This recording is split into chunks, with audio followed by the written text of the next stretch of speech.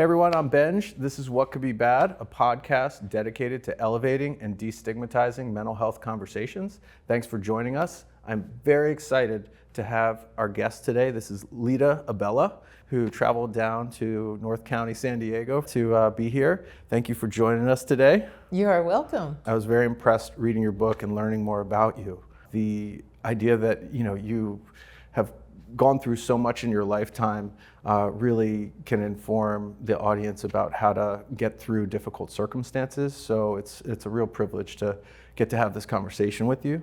There's a lot that we're going to talk about. You've been an LAPD officer, you got your Juris Doctorate, and you are a professional coach and a public speaker, a mentor to individuals, and the fact that you're an author and culminated all this work together to help people and organizations with surviving and thriving through trauma is really meaningful to me, personally as much as professionally. So I'm excited to just talk about all of this with you. Before we get into the Abella model a little later in the conversation, I was hoping we could start with the trauma you endured as a young person. I haven't talked with many people who have faced abuse as a young child, as a teenager, and it struck me how serious that can be because of how those formative years shape, where we take our lives. And I just wonder, being a young person with that going on, how do you internalize that now looking back? How do you see that helped guide you forward is one thing I'm wondering about, because it's like, for me, the things that I was doing in those years really set a path forward for me. So I'm curious how you feel that kind of led your life or kind of got things going. So what's very interesting about that question is I really didn't think I went through a traumatic childhood when I was growing up until I started writing this book and learning about the different traumas that people go through.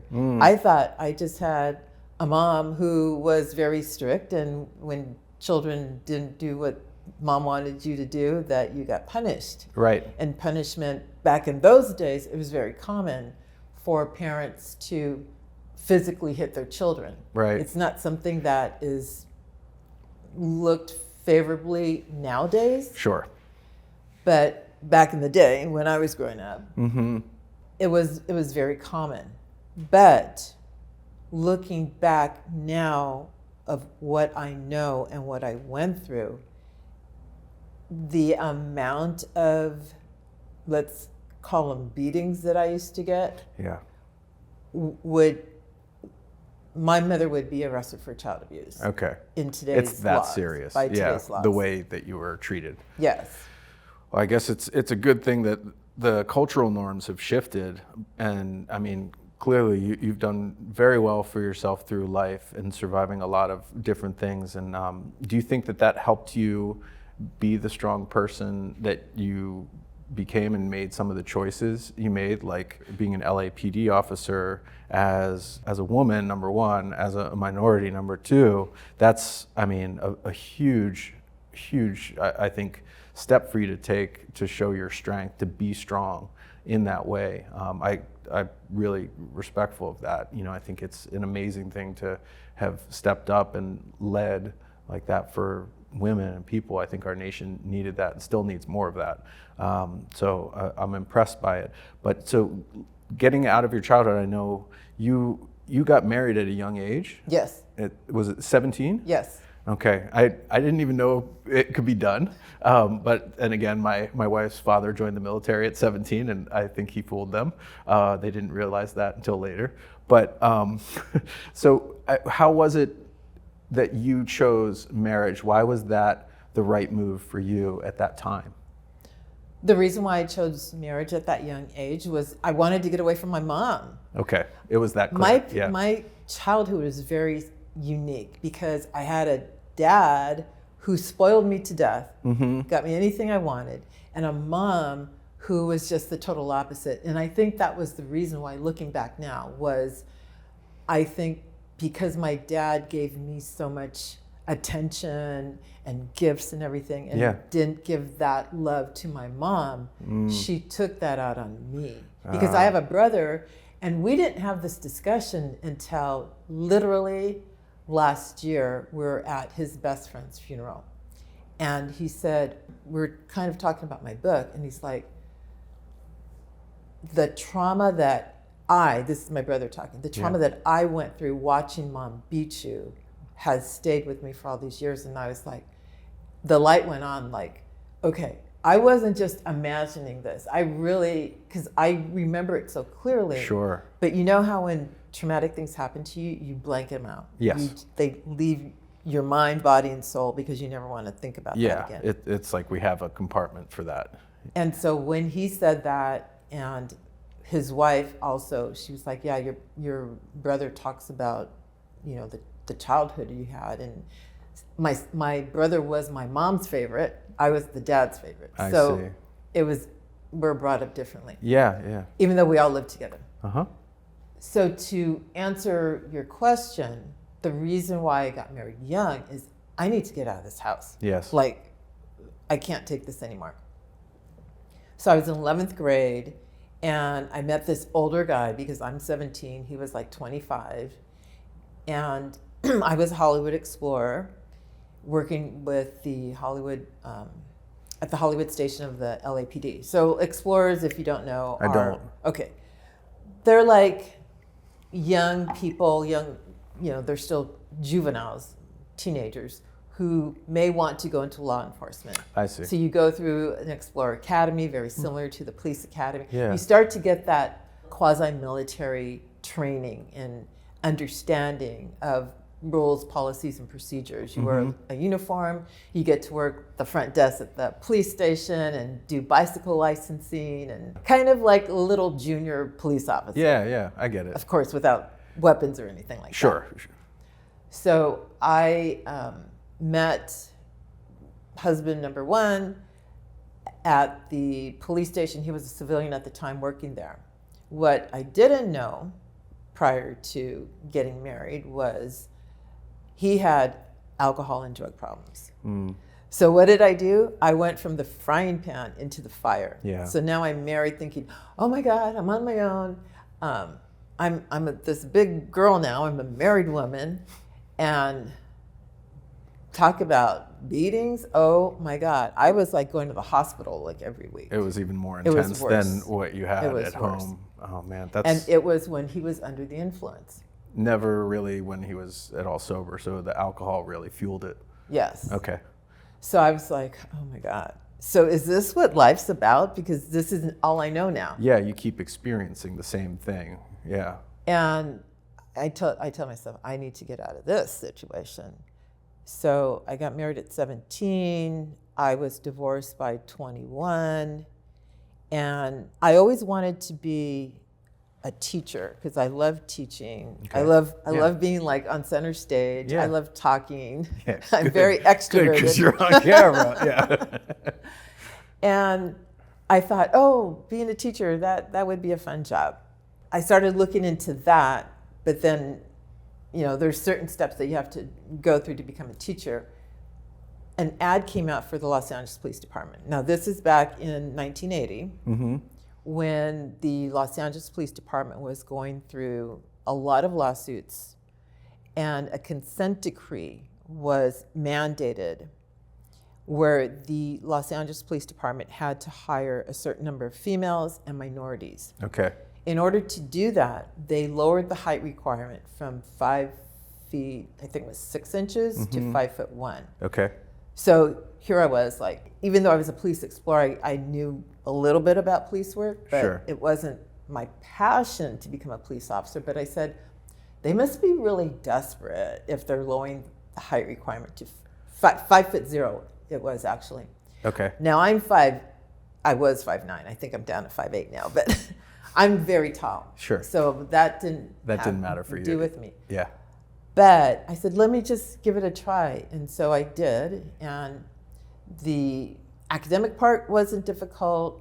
I had never handled a gun in my life. Learning about guns and how to take them apart, clean them, fire them, that was challenging. And then the physical aspect was very challenging. And you mean in the training portion, what you had to be able to physically do in order to get a badge was not easy? What was some of the physical challenges? It's kind of like when you go into the military, you know, they're in your face. I've never had like people like screaming at me with their spits coming at you, and it's very, very, very quasi-military. Interesting, because I wouldn't picture police being as much as like I picture maybe like the Marines or Navy SEALs in that kind of training, but I never thought of the police in that way. Yes. Okay. Oh, yes. Because I guess they're preparing you for real life situations where you could have somebody doing the same thing. Exactly. So you can build up a resilience to that.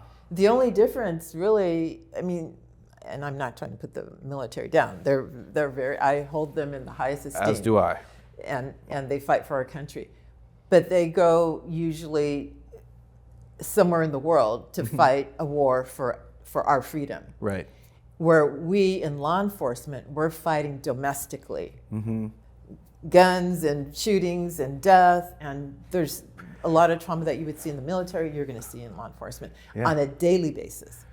How soon after you were given a badge did you face a circumstance like that, where you were, you know, having to defend yourself for your life, to apprehend someone, to arrest someone from hurting other people or doing something very illegal? I mean, I know LA's got a very checkered history, and in that time period, there's so much that we all know occurred.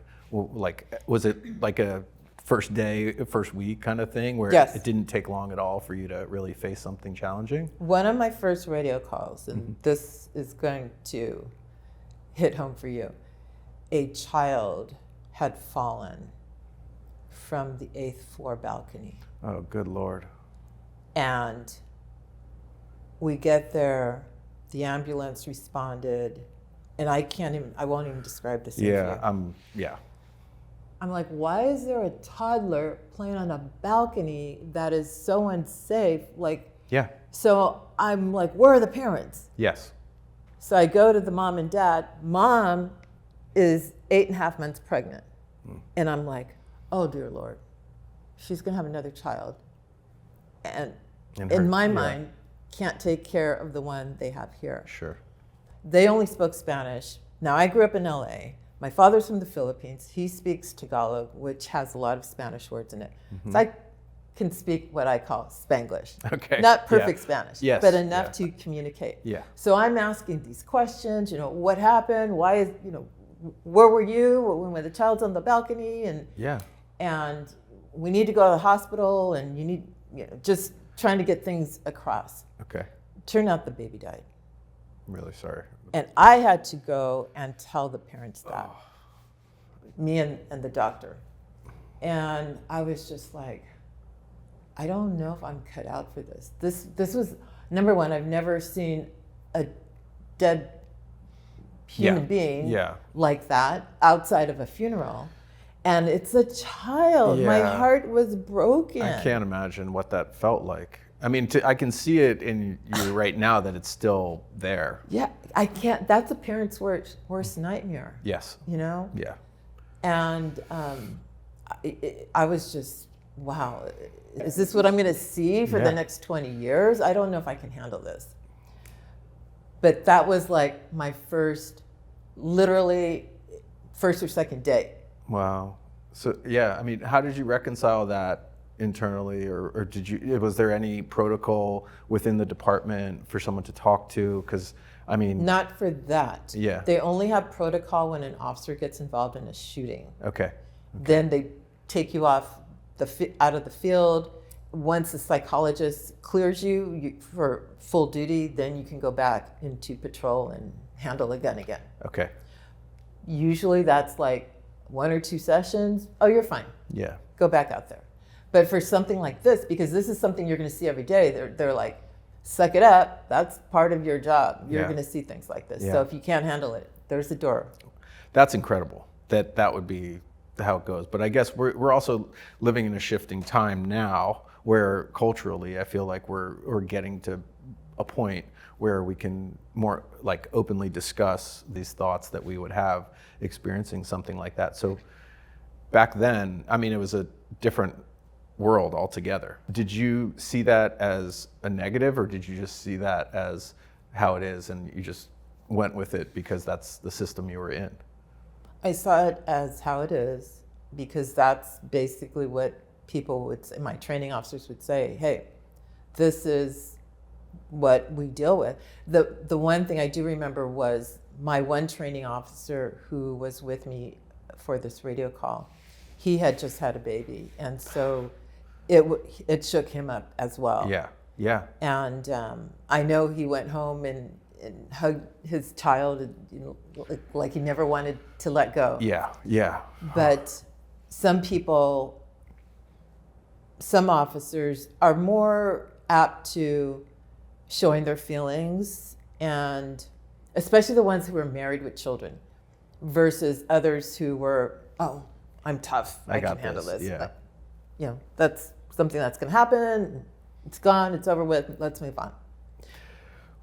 Where inside you really know it's going to touch you. Yeah, yeah. Do you think that was different for you as a woman, in like a sense of being more sensitive and having maybe a maternal instinct, even if you weren't a mother at that point? Correct. Yeah, it really.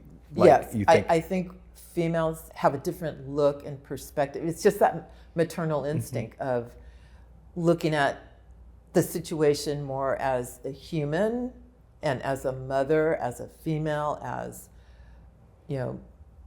it's a different instinct. Yeah, I don't know how to quantify it or qualify it exactly, but I know that when things happen with my children, and my wife and I are both in attendance, like we have different kinds of reactions to that. And I would imagine with very serious traumatic moments like what you were experiencing as an officer, it was more of the same. And speaking of that, I guess I'm curious about the environment. In your book you talk about like the social and psychological situations, abuse within the department that is, I guess like rampant at the time. How did you process that in terms of having a profession and feeling as a human being that you were under fire from within the force, so to speak? That was more when I went up the ranks. Okay. So I held many different ranks on the police department. Once you graduate from the police academy, you automatically become what we call a P2. This is LAPD. Other departments may be a little bit different. A P3 is a training officer. So that's where I would be training somebody who in patrol, this is how we do everything. Yeah. Then I became a senior lead officer, which I love that role because I was like the little chief of police of my little community that I was responsible for. Okay.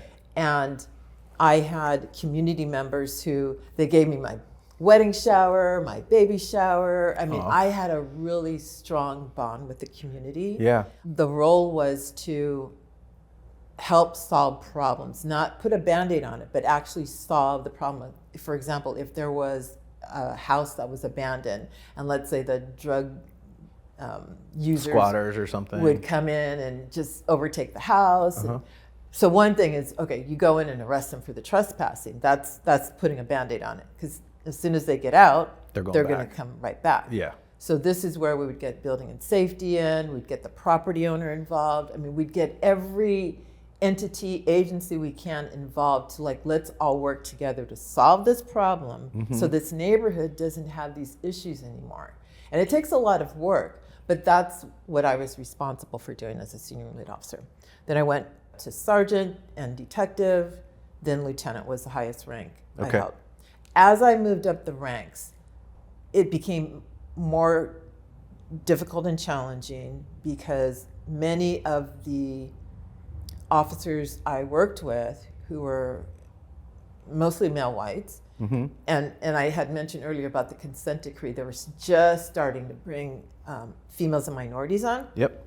So a lot of the officers were looking at us, the females and minorities, as the only reason why you're here is because we were ordered to. You're really not part of our upper echelon. You're a down sub there. Yeah. category. Uh-huh.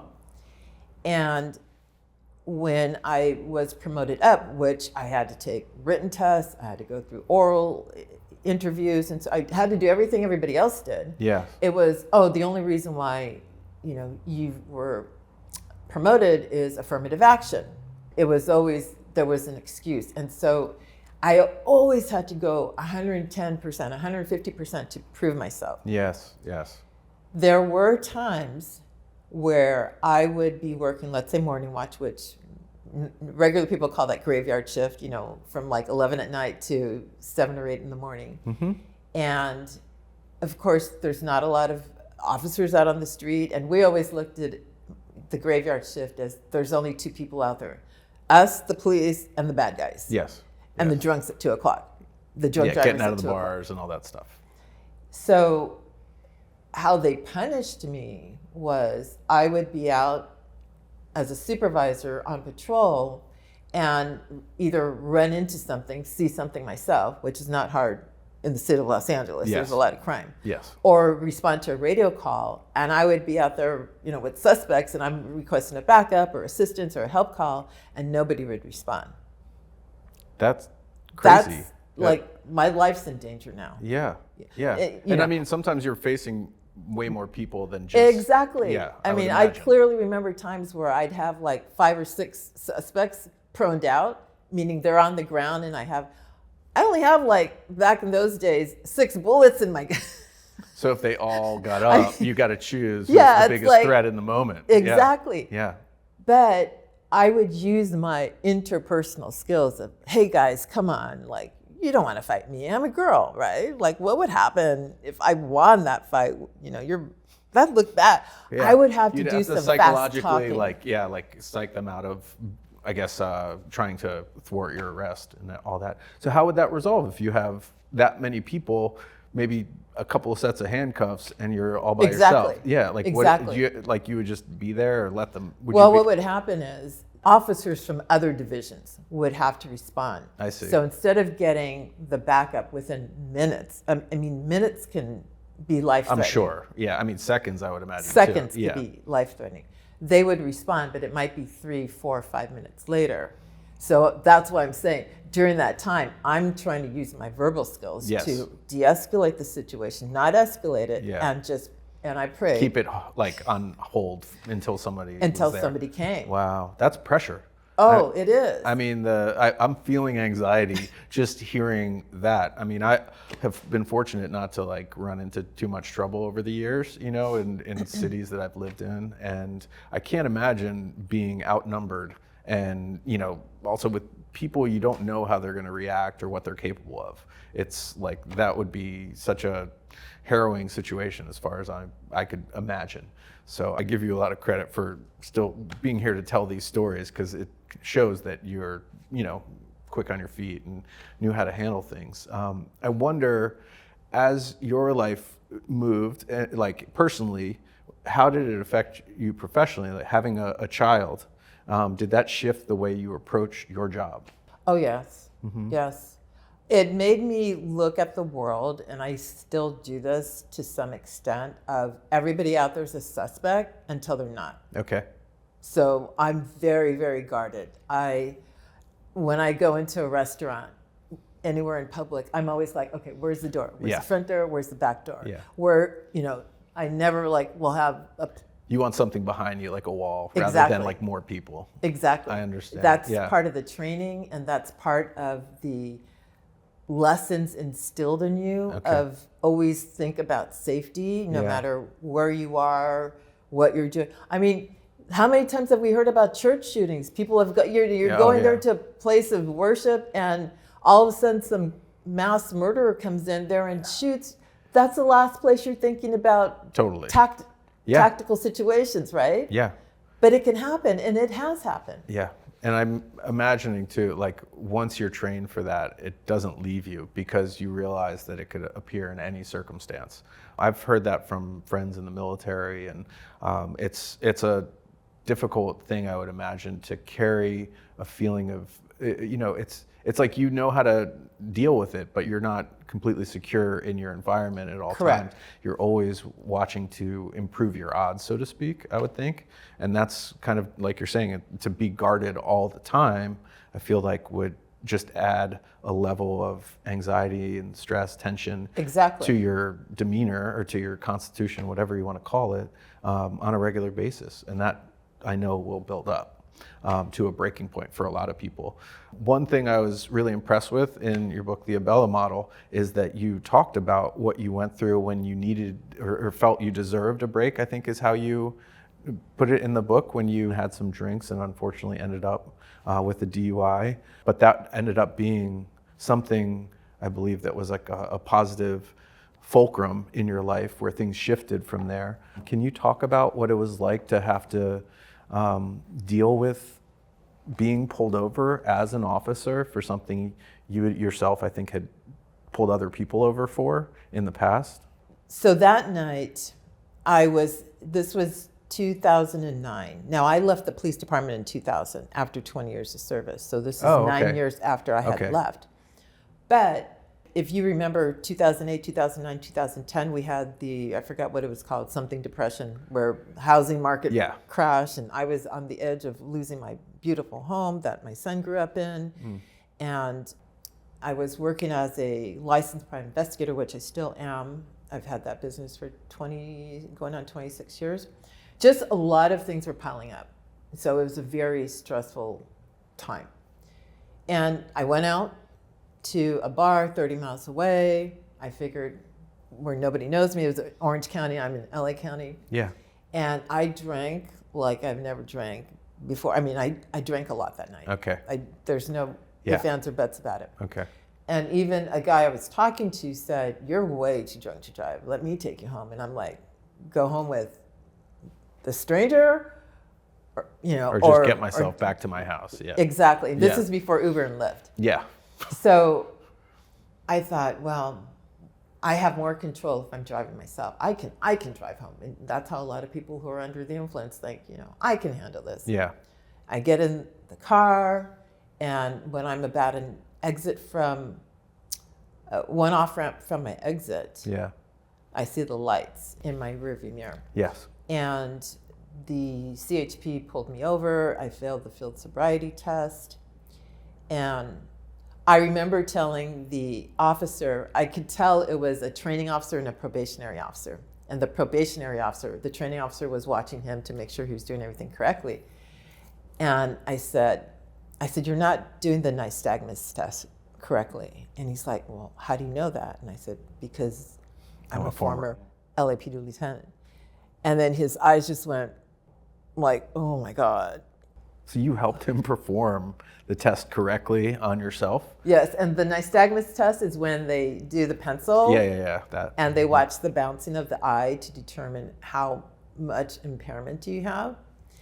And it's known throughout law enforcement. A lot of law enforcement officers will not arrest another law enforcement officer. They'll usually take them home. I mean, that's kind of a common like a courtesy type thing. Courtesy, you know. We'll leave your car here, we'll drive you home. Hopefully it's not, 100 miles away, but 5-10 minutes away, or have you call someone and check you. It's common courtesy. And I thought that's what would happen, and it didn't. And really looking back at that now, they saved my life because it made me change what I was doing. I would have continued drinking. So anyway, I get arrested, and it was humiliating. I mean, oh my God, to be in the holding tank. That part. I mean, and I'm a germophobic, so I'm like, Well, I've joined your club. Yeah, I feel you. I'm like, oh God, I'm in this holding tank where all these people have been in, and it was just, that to me was the worst part. I can imagine. That's terrible. I could not, I have to get out of here. I have to get out. Now, the one good thing was, because I did have ID, I didn't have a criminal record, I was able to get OR'd and released on my own recognizance. And I actually had my ex-husband come and pick me up, and I was like, my head I down. can't imagine that felt good in any way, to go through that, feel those things, and to know that you made a choice you would have rather not. But what a good thing that, came out of it, to focus on the positive after. Can you talk about how that led you to these shifts that we're here talking about now? Sure. And the one thing too was, I'm so glad, thank you Lord Jesus, that I didn't kill myself, kill anybody else, Yeah. get myself or anyone else seriously injured in a traffic. I mean, so many things could have happened. We Absolutely. see this all the time. Yeah. I was lucky that I just got arrested. Right. That was like the minimum that could have happened. Sure. And so I realized, like, okay, I mean, I still drink, but I don't drink excessively. And if I know I'm going to be going to a place where it's like that pressure's there to drink a lot, Yeah. I either will make sure I'm with a designated driver, I'm going to have an Uber or Lyft, Yeah. I'm going to spend the night at a hotel, or You're I'm planning making for arrangements. it. Yeah, I get you. You're taking into account the other side of that. Exactly. Yes. And to this day, I'm very, very cognizant of that. I'm Good. not going to. Yeah, it was a lesson well learned. Right. Yeah, I get that. And so, what were the shifts in your life that led to? That DUI arrest? Yes. Oh, it led to me looking at, well, why do I drink a lot? What's causing this? And it is a lifetime of trauma and stress and anxiety and depression. And it was self-medicating, which is what a lot of people do. Yeah. Now, everybody has their different addictions. It could be alcohol, it could be drugs, and drugs could be abusing illegal drugs or legal Prescriptions, drugs. right? Yeah. It could be food, gambling, pornography. There's so many different types of addictions. Shopping. Yeah. Everybody has those little quirks, and Sure. you probably can think of, a friend or family member or colleague that it's like, yeah, that person will shop and shop and shop, and they have clothes in their closet with tags on and they haven't even worn yet, but it's that exhilaration of spending the money, getting something new. That addiction Sure. makes you happy for that temporary time period. Yeah. And then you crash down. Yep. I was gonna say, there's a saying, pick your poison. Like, everybody has something, but it's not like, I guess poison's not necessarily the right word for that, because I feel like sometimes you can have something that relieves stress that may not be terrible for you if you can do it in a way that doesn't necessarily lead you to, something very negative, but that doesn't always work out. Like, if you continually think you can handle a certain thing, it can still lead you there. Just might not be the first, second, or third time. I'm curious about that going into your book, which was really eye-opening to me. I loved how you focused on how to help people within organizations. And I think that's a big thing personally that I need to learn more about, in general, and think it could have helped me and helped some people I know over the years deal with some circumstances much better. But so, what was the turning point to knowing that this was something you wanted to do? So I worked in an office where, as an investigator, I assisted in the prosecution of attorneys for misconduct. Talking to them, why did you get yourself in trouble? What happened? Why did you miss those deadlines? Why did you steal the client's money? Yeah. There was a theme there, especially for solo and small firm practitioners. Well, I'm the attorney, I'm the marketing person, I'm the social media person, I'm the bookkeeper, I'm everything, and I'm just wearing all these hats, and I become overwhelmed, and then I deal with burnout, and then I become depressed and stressed and anxiety, and then I start drinking, and then I start using, one thing after another. Yep. Everything falls through the cracks. Now you've got a malpractice lawsuit against you. Now you've got disciplinary issues with the state bar. You're getting ready to lose your license. And I've seen attorneys who were making bank end up homeless on the streets. I've read some stories about that. There was something in the New York Times or the LA Times where there was an actual case where they followed a guy through his life and how that occurred. So that inspired you to try to save people from having that occur? Or Well, okay. There's more before that, yeah. So from working in that office, I went to the lawyer assistance program, which that program helps attorneys and legal professionals Okay. deal with stress, anxiety, mental health. I actually was working in an office with licensed clinical social workers, psychologists, psychiatrists, etc. Okay. And my job was to be the outreach person to let all the 260,000 attorneys in California know about these programs, so if they need help, to reach out. I see. So that's how I got started in the teaching and training of substance use disorders, mental health issues, and wellness strategies. So I became passionate about it because now I'm helping people. So I went from, we're taking your bar card and you're out of here, to now I'm helping. Yeah. So the reason why I wrote the book, I thought back, all my professions have been in the helping others industry. Yep. Law enforcement, licensed private investigator. I was in the health and wellness and fitness industry. Mediation. Everything I've been doing is helping others. Yeah. And I see, not only am I dealing with the PTSD, the vicarious trauma, compassion, fatigue, and burnout, the people in these professions are also dealing with it. So I wanted to write something to let people know, hey, these are the issues, and I developed a model to help you resolve those issues. Here's the problem, and here's the solution. Yep. And that's where this was born, my book, which came out in August. Congratulations. Thank I really you. did enjoy reading it.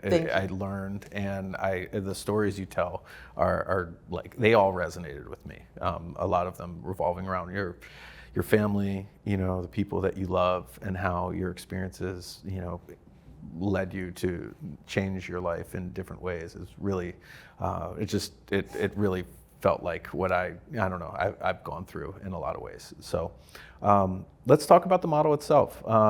If you can go through, so people can learn through the podcast a little bit about how you approach helping people solve these problems, that would be great. Yes. So the Abella model framework that I created is of course, the acronym is after my name. A stands for amplify awareness. So first, you have to stop avoiding the situation and become aware of the situation. You have to acknowledge. Yes. There's an something issue to wrong. There's an solve. issue. Exactly. Yeah. Then move beyond the blame. Be blamed, right? I don't care if you're the reason why there's an issue, your employer is the reason, your colleague, your cousin, your dog, it doesn't matter.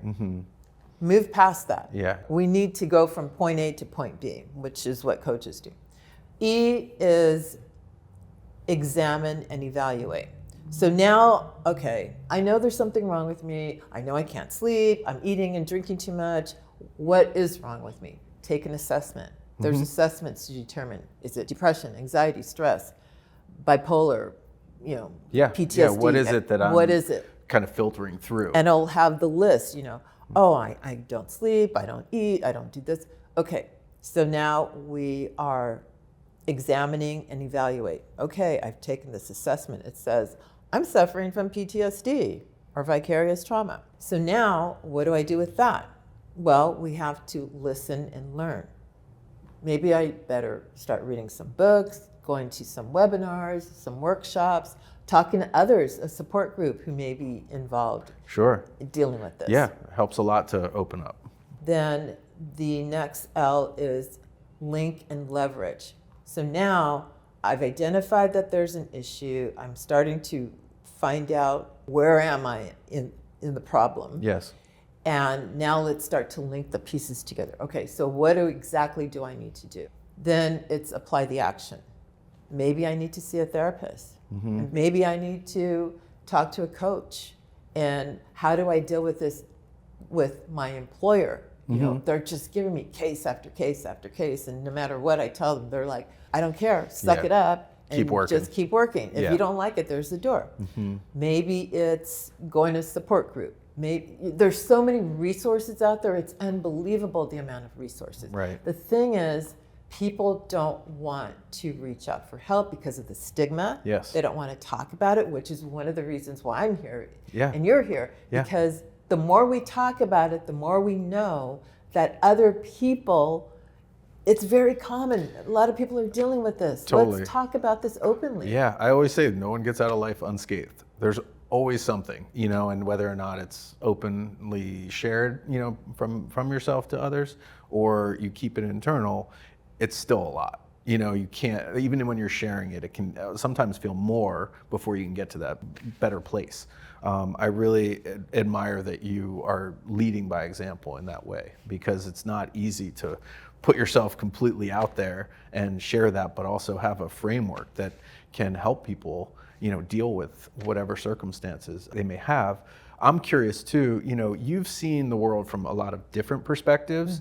When you were starting in the LAPD, American culture was so different, I feel like, than it is now. Maybe not, I don't know, you can tell me, but I'm curious, how have you seen cultural, shifts or cultural kind of like retunings happen, within the mental health space that have been positive? Have there been moments that you've seen, the world kind of treat things differently through all your experiences? Well, yes. When I was on the department, we did not have any training that dealt with mental health issues like this. Okay. Like I said, the only time they would even think of sending an officer to talk to a psychologist or somebody in the mental health field was in an officer-involved shooting, because that is, pretty traumatic. That's a lot.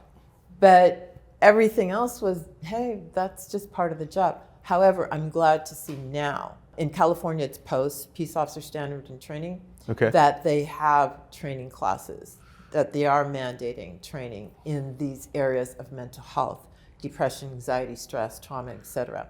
Do you know when that started, by any chance? If not, it's all right, Several years ago. Okay, it's I been would around say. for a bit. And it's because of this, because more people are talking about it, more people are quitting left and right. And that's, I think, the biggest reason is the recruitment and retention is they're begging people become police officers because they can't recruit and retain anyone because of these issues. So now they have to realize as an organization, and this is not only law enforcement, but any organization where you're dealing with high stress industries, healthcare, education, media, obviously military, first responders, public service professionals. They're dealing with so much, but nobody's realizing the traumatic events that are occurring with these employees, with their staff. All the micros adding up for each of them. I always advocate for organizations to have at least monthly meetings to sit down and talk about it. Hey, is there a case that and you don't have to put all the details in it. Maybe it's something confidential that not everybody needs to know about it. But we need to talk about, I had a case in which a child died or was abused. Just being able to open your heart and soul and discuss it is like so relieving, knowing that people care. Yes, there's so much benefit to like allowing someone else to share that burden that you would be carrying on your own otherwise. I've felt such a relief when I've put things out there, going to therapy, opening up to family, friends. I think that, sometimes the responses aren't as supportive as we would want. And I think it's important also to note that when people aren't supportive, don't give up on the sharing. Still, find someone who you may be able to rely on more than those individuals who may have let you down, which is a big part of my life, is finding the right people to have those relationships with. So I really respect that perspective. I also love that you had assessments within your website for people to go to and actually evaluate where they're at. Can you share a little bit about how those are structured and where they're accessible?